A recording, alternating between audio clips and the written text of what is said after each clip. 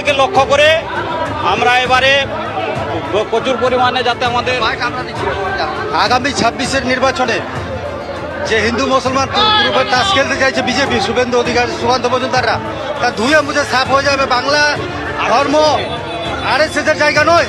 কি বার্তা দেয় সেই দিকে তাকিয়ে আছে আমরা। নেতৃত্ব বার্তা দিবে যেভাবে উন্নয়ন চলছে, উন্নয়নের মডেল বিজেপি ধুয়ে মুছে সাফ হয়ে যাবে।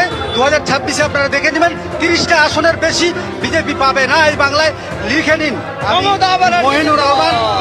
একেবারে হচ্ছে 26-এর আগে মূলত একেবারে দেখতে পাচ্ছেন নানা রঙের বেশ, নানান ছবি, টুকরো টুকরো এই ছবিগুলো শুধুমাত্র ছবি নয়, রীতিমতো তাৎপর্য বহন করছে।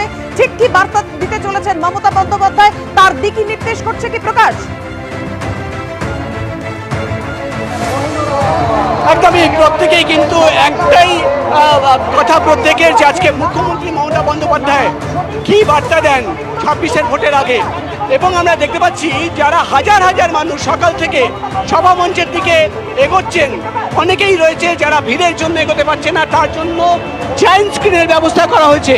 এবং তুমি দেখতে পাচ্ছি যারা কিন্তু এগোতে পারছে না, তারা এখানে জায়ান্ট স্ক্রিনে দাঁড়িয়ে এবিপি আনন্দর চ্যানেল খুলে তারা কিন্তু এখান থেকে মুখ্যমন্ত্রী মমতা বন্দ্যোপাধ্যায় এবং অভিষেক বন্দ্যোপাধ্যায় কি বার্তা দেন সেটা কিন্তু শুনবেন।